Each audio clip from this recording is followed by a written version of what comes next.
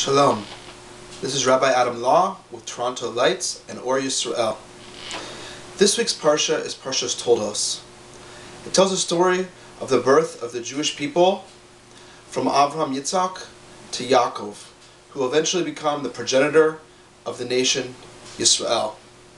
It also talks about Yaakov's twin brother Esav, who will become the progenitor of the Western world, the people of Edom, the Roman culture.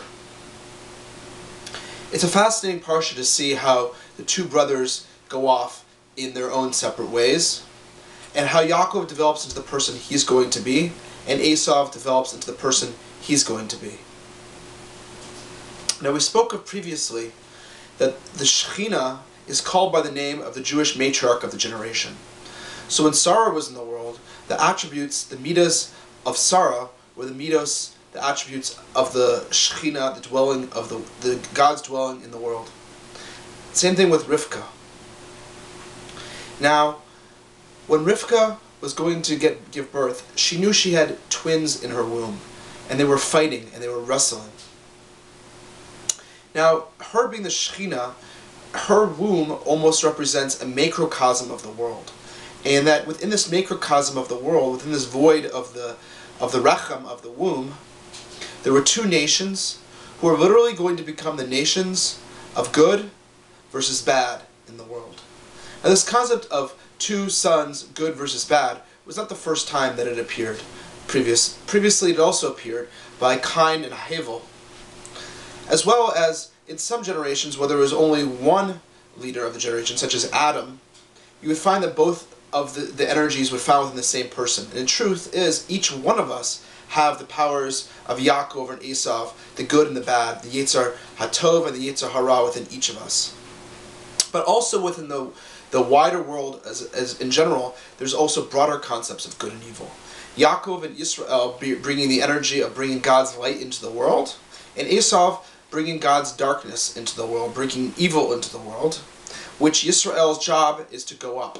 We know that when one does well, the Torah says, the other one goes down. So when Yaakov is fulfilling his mission, which we find out in this parsha, which is Kol Yaakov, the power of the Kol, the voice of Tefillah, the voice of Torah, the voice of Chesed, we know that the power of evil, of murder, of Esav will go down in the world.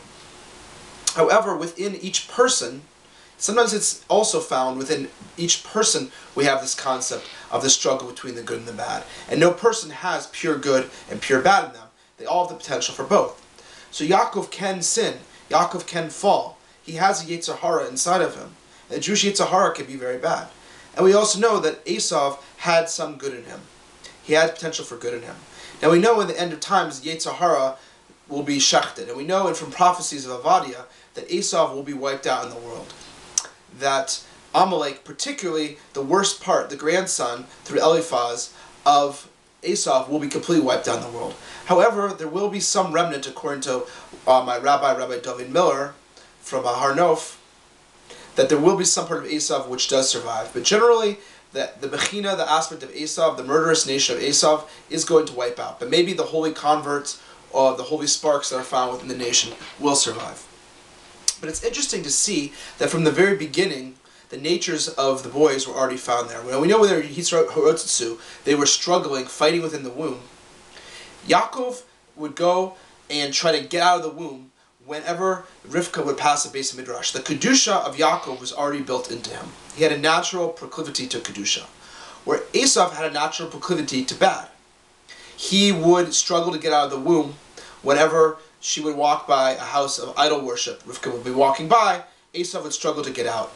These two were struggling and kicking and fighting. So much the Midrash says to the point where it says that they were trying to pull the umbilical cord out of the other one. Nevertheless, they both survived. So another interesting theme that we will see throughout Bereshis is the idea of the firstborn versus the after child. I.e., what's more important? The rights and privileges of the firstborn, or to the child that may be not the firstborn, but has more godly attributes to him. We see this over and over again. We see that here with Yaakov and Esav. We actually saw it with Yishmael and Yitzhak, though they were not from the same womb. And we will see it going on further with Yosef, and even with Yosef's sons, Menashe and Ephraim, that there's this idea that sometimes the firstborn son isn't always up to the task of which he was given. Now, there is a concept in Judaism of the Bechor, that the firstborn son has certain privileges in the family, that the older son in the family gets the rights of Kivud Av to some degree, that the younger brothers and sisters should look up to him and give him honor as you give the father. But more than that, in the cultures that we came from, the cultures of the Middle East, there's this concept of the Bechor, that the firstborn would be even more of a father-like figure. He would have the rights for bringing spirituality into the house. And that even we know within the Jewish people that the original, in the beginning, the firstborn son was supposed to be the one who would become the priest of the house. He was the one to serve in the rights of the house. So what do you do, though, when you have a son like Esav, who's the firstborn son, and then a son like Yaakov, who is a higher level, who is a holy son, born circumcised. He was born Tom, circumcised. He was born holy. He already had a proclivity for holiness. Why should he lose out just because Esav was a firstborn? So this concept of the right of the firstborn versus the more qualified son is something we're going to see a lot through Breshis. So we're going to see that finally in the Torah, when the Torah is given, there is the concept of Bechor there as far as the honor due a Bechor, the firstborn son, as well as the double portion of inheritance that he gets. But we're going to see that eventually after the sin of the golden calf, and the Bechorim did not stand up to do their job and fight against the sin of the golden calf, and the Levi'im did, that God switched the deal, and then the tribe of the Levis and the Kohanim, which are part of the Levis, actually became the roles of the priests. But before that point, the Bechor was supposed to be the priest, the firstborn.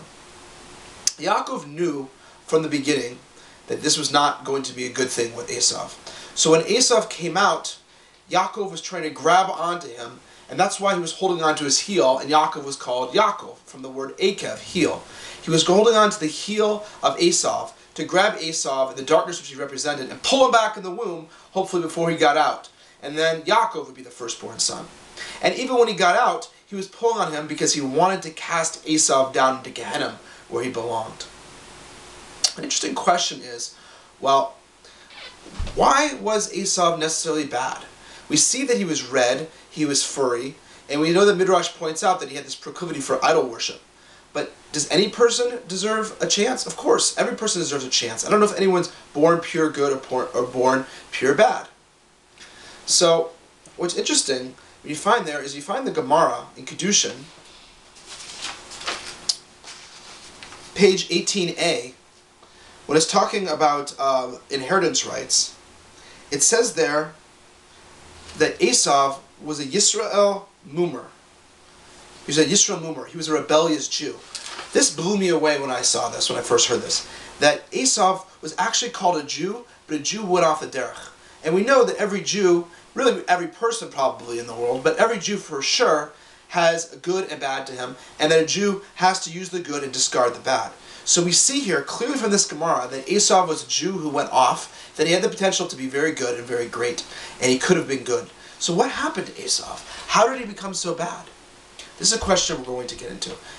Another question we're going to have to deal with, and how we're going to deal with these questions is through the studies of the selling of the firstborn and the bracha which Yaakov takes from Esav from the father Yitzhak. We're going to talk about how Yaakov, who's described when he's born as an Ish Tam, Yoshev Olim, a pure man, a simple man dwelling in tents, one who learns Torah, was capable of the trickery that he did to Esav, so much to the point where Esav is bent on killing him. How could Yaakov, the pure man, do such a thing? A man with business integrity has to do the right thing all the time.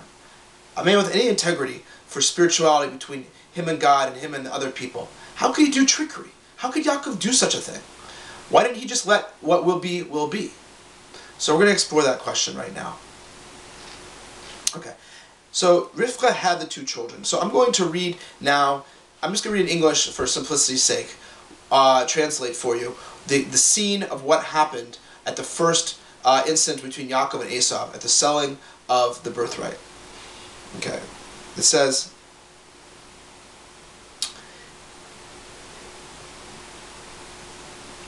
Yitzhak loved Esav, for hunting was in his mouth, and Rivka loved Yaakov. This is another question which we're going to have to talk into. Why did Yitzhak love Esav? Furthermore, why did both the parents show preferences? Maybe this will cause some problems. We'll discuss this. So the reason that Yitzhak, on a simple level, loved Esav could be explained on many purposes. We see that Yitzhak was connected to the field. We saw that last week's parsha when he's davening, which sets the mincha davening. He was siach b'sadeh. He was speaking in the field. Speaking in the field shows that Yitzhak had a connection to the field of the holy apples, which we'll see later. We know that Esav is also called a man in the field, for he goes out and hunts and fights in the field. Esav was such a good hunter that he could actually shecht an animal with his bow and arrow.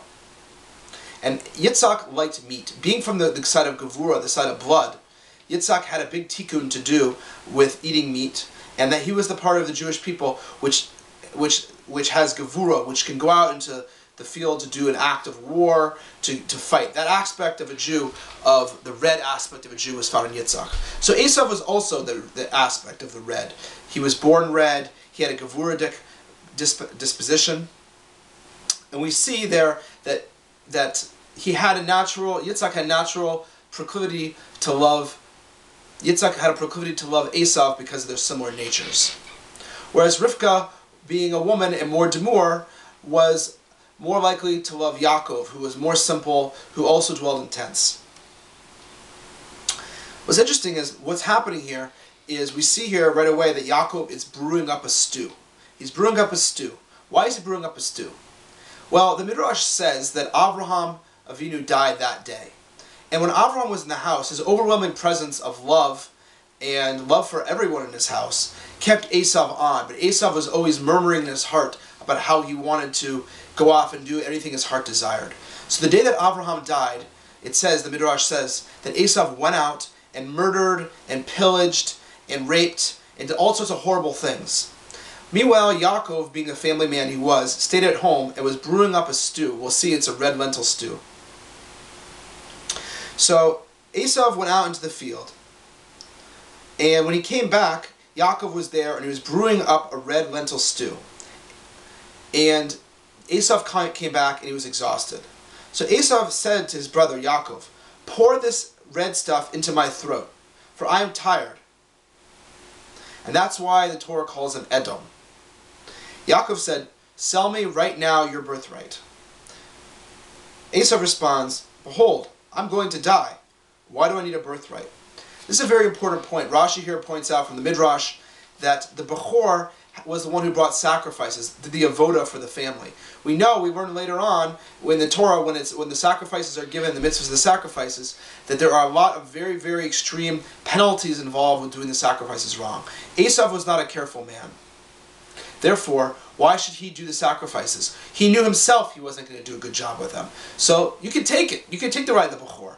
I'll take it for you. This seems terrible that Esav would do such a thing, because obviously at this point, before the Kohanim and the Levi'im became the servants of God instead of the firstborn, Esav was born. So he should have realized, he was born as the firstborn, he should have realized that it was the best thing for him to be the firstborn, and he would have to work on himself to become the person he could be to fulfill up to the promise that God gave him, being the firstborn. So lest you say, well, he was hungry, he was exhausted, and therefore he was under duress, it's true. And he does make the sale. But if you look here, Yaakov makes him swear. And it says that Esav swore to him. And he sold the birthright to Yaakov. Then it says, Yaakov gave him bread and soup of lentils. And he ate and he drank. And he got up and that birthright, he belittled that very day. Meaning is, even after he ate and drank, even after the confusion of his mind from the suffering of his need to eat and drink went away, Esav still belittled the birthright. Meaning is, he never wanted the birthright. It wasn't just because he was under duress. Really, in the end, the transaction was confirmed by Esav's feelings and behavior afterwards. And he didn't complain afterwards and make any complaint of being under duress. So I want to talk a little bit about Esav's potential now, as we spoke about. Esav, according to Tiva Shalom and other Sfarim, could have been very great. Rabbi Samson Raphael Hirsch has a Moradik Chiddush, which is often talked about, which points out the fact that Yitzhak and Rivka educated their child, Esav, and Yitzhak in the same way for both of them. Meaning as they're both expected to be servants of God. Why was this? And in the end, why was this? When we see that Esav's proclivity was for the field and to be a man of the world, whereas Yaakov's was to be a man of the tents and learn Torah and do Avodas Hashem. So what's going on here? Anyway, we see this from the fact that it says explicitly that Yitzhak loved Esav and Rivka loved Yaakov. Rabbi Hirsch actually criticizes them a little bit and says, Chanuk nar al pi darko, educated child according to his way. And the right thing would have been to do is to stress the positive points of each one. Bnei Yissaschar points out that the month of Sivan, which is the month of the giving of the Torah, is Gemini, is the twins, Tu'umim. There's this idea that in the month of the Torah, and we know Yaakov is the one that people will receive the Torah, Yisrael is going to receive the Torah, so the Bechina of Torah is found in Yaakov. We see that he's a man who dwells in tents, he learns in the Beis Midrash Hashem Ve'ever for 14 years. We know that he is about learning Torah. But the prophecy was there's going to be twins, because the month of the Tu'umim, according to Bnei Yissaschar, is the month of Sivan, and that there's going to be twins who learn Torah. So it seems to be that Rivka and Yitzhak thought that both these twins should learn Torah very, very starkly. Truth of the matter is, that wasn't exactly the way that God had intended the prophecy of the twins to be. It was going to be more like a Yissaschar-Yevulun relationship, where Yissaschar learned Torah and Zevulun earned money, and he provided and gave tzedakah and chesed for the Torah learning. Or you can even say like Yehuda, who's a king and a warrior, who also learns Torah, but he's also involved in the ways of the world. Either way, there was going to be a partnership, a partners in Torah relationship, where one was going to learn Torah and the other one was going to be involved in the world as a warrior or a king, etc. So Esav wasn't, according to Rabbi Hirsch, educated 100% properly. Esav should have been, yes, he needs to have Torah. He needs to have his Torah in the morning and Torah in the evening. But he also should have been educated to show that you can do it, you can serve God through working, through being a warrior, through the world itself. And the Tibas Shalom actually points out, saying, this is what the tikkun of Chassidus was, is to show that you didn't need to learn Torah all day long, but by being a businessman with integrity, by giving tzedakah, by raising a family, by setting e-team to learn Torah, you can do amazing service to God just as high of a level. As it says in the Gemara, many tried to do like Rabbi Shimon Bar Yochai, as in learn Torah, but weren't successful. Rabbi Yishmael's derech, which is saying is that most Jews should work, that derech was the derech of Chassidus, and why Chassidus was so successful, because it was reachable and achievable, and showed the beauty of the average Jew, that the average Jew can rise to tremendous heights through serving God, through being a regular person as opposed to just learning. Not to, God forbid, denigrate learning. The idea of learning is a very, very high ideal, and Rabbi Shimon Bar Yochai's ideal is the highest ideal, but many are not able to live up to that ideal, and we have to recognize them for the traits that we had. Because Esav was not able to live up to this tu'umim that they thought it was going to be, both were going to be learning Torah, he had a very low self-esteem. He was constantly trying to impress to his mother and father about how good he was. That's why you get these ridiculous midrashim, not ridiculous but the midrash, but these ridiculous ideas that Esav was saying, hey, how do you tithe salt? He was trying to show his father that he could learn. And his father felt bad for him. And that was one of the reasons why he loved his son, because his son was trying really, really hard. And maybe Yitzhak's eyes were blinded a little bit. We know his eyes were blinded when the angels cried in his eyes. And here he was blind. So maybe it also meant spiritually he's blinded a little bit by Esav's inclination. As well as when Avraham was around, Yitzhak didn't see how bad Esav was. We don't see Esav's badness here until the selling of the birthright, and most of his stuff was when he's running off in the field. We see that Esav's constantly trying to impress his father, as we also see when he marries at age 40. Just like Yitzhak married at age 40, Esav married at age 40, to show his father, look who I am. He was constantly saying, Dad, I'm okay, because he had such a low self-esteem. Such a low self-esteem because he needed his skills, the skills of the field of going out there, to be acknowledged. And they just didn't understand the prophecy, to understand that it was going to be a Yissaschar-Yevulun relationship. There weren't going to be two Yissaschars. There had to be one guy like Esav who could serve in the field, and one guy who serves in the Beis Midrash, and that's Yaakov. And as we see later on, when Esav falls completely, by failing at the test, which we're going to talk about right now, Yaakov actually gets both levels. And he becomes Teferes Yaakov. The original blessings that were reserved for Esav, which is the Tal Shamayim, being a great nation, also Shamana Aretz, which are all these physical things of being a great nation, originally Yaakov was going to be a pure priestly class, Yaakov was going to be. But since Esav blew it and failed the test and was fooled by his brother again, we see that Yaakov was more qualified and more worthy. In the end, Yaakov gets both blessings, the blessing of the Torah, which he has a natural inclination, as well as the blessings of his father to serve in the world. And that's why within Yaakov's tent, you get Yisachars, you get Zevulun's, you get Yosef's, who can be viceroys, you get Yehuda's, which can be kings, you get every possible tribe. Every possible b'china is found in the Jewish people because Yaakov here gets the blessing, which was originally supposed to be given to Esav. And since Esav blows it, Yaakov gets the blessing instead.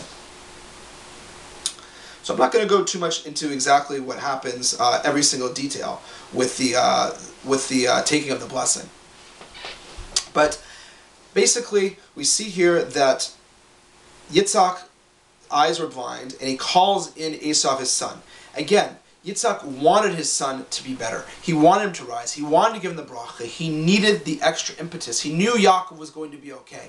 He loved him and gave him the extra special attention he needed. The problem was, he needed to be recognized for what he was capable of doing.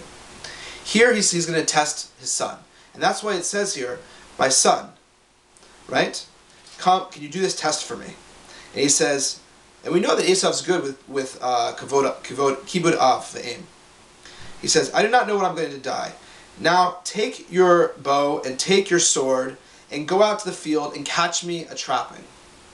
Again, the lashon of tzida, tsuda tzida. Meaning there's going to be a trick here. We know that in Hebrew, tsiud is diplomacy. And we know that this is the power of Esav, is diplomacy. So he's tricking people with his mouth. So he says, now there's going to be a test involving trickery. Are you going to be able to pass the test? At that moment, if Esav was going to pass the test, he would have been wise enough to realize, now the trickster, Yaakov, is going to come in and try to trick me again. Because why did the father tell him to go out to the field, Esav to go out to the field? He should have just said, hey, can you make me something from the food here? There's plenty of food there. There are plenty of flocks, as we see when Yaakov takes from the flock, as Rivka commands him. So we see here that the test for Esav is to realize, to be on guard for Yaakov. And to pass the test, he should have asked his father, well, why can't I do something for you here in the house? I have to watch out, because if I'm going to get the blessing, how do I not know that Yaakov's going to come take it? But we see here that the trickster Esav was double tricked by Yaakov. And we see that in the end. So Yitzhak says to him, lift up your sword and your bow. Meaning is, lift up these physical traits. Bring them up. Serve God from this level. Not just from the Torah, but from the level of being a warrior, from being a man of the world. Make me food, he says, and bring me the delicious things I like to eat. So Rivka then overheard the whole thing, took Yaakov aside, and she dressed him up in the skins. The skins of a goat, which two goats they slaughtered, which they will go to serve him in the place of the food that Esau was going to bring. Yaakov and Rivka prepared this food. They put him in the goat skins from the goats they slaughtered, and they were prepared to fool Yitzhak, since he was blind, and pretend that Yaakov was Esav, and to take the blessing away. So he does this. He's worried about it, and he's worried about what's going to be. Rivka is so sure, though, because we see that the woman has more prophecy than man. We saw that also by Sarah, where Avram had to listen to Sarah to get rid of Yishmael and get the bad one out of the house. Rivka also had more prophecy, and therefore when Yaakov says to her, Mom, but this is trickery. This is going to be bad. I can't do this to my father. Rivka says, any curse which your father does on you should come upon me, she says. I know this is God's will. And this also answers the question of, how could Yaakov do such a thing? Because the fact is whoever got this blessing was going to be a very, very, very holy person in the world, and so much power was going to be invested in him in the brachas. And we know that power, if mistreated, can be incredibly difficult, incredibly dangerous and destructive. And therefore Rivka really knew the nature of her son Esav. And she knew that he was going to end up being bad. And with that power of the blessing would cause destruction to the whole world. And therefore she knew, better than Yitzhak, who was a little blinded by his love for Esav and the fact that he was physically blinded about who Esav really was. And therefore Rivka knew that to save the world, they had to do this. And this answers the question of, how could Yaakov do this? How could the pure man do this? The Holy Sfarim say that when you're going to fight a snake, you need to wear the skin of the snake. And that's what the furry skins that Yaakov wears represent. Meaning is, as Jews, our power as Kol Yaakov is tefillah and Torah. However, when you're fighting against a vicious enemy, you have to take on the sword of Esav. You have to take him and fight him. But under the skins, you have to remain the pure man that you are. Meaning that sometimes a Jew needs to engage in the world in the way that Esav does and fight the wars of a nation. But when we do that, we have to do that with the soul, the Torah, the purity of Yaakov. And that's what we see here by the symbolism here. The Yadai B'dei Esav, a kol Yaakov.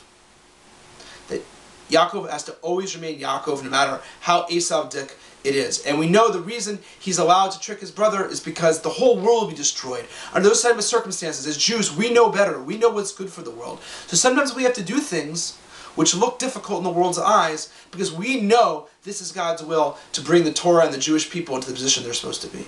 And that's what we have to do as Jewish people. And that's why Yaakov is able to do what he does. So Yaakov goes in there to fool his father. And he does, in fact, fool his father, though his father doubts it. He says, come closer, let me touch you.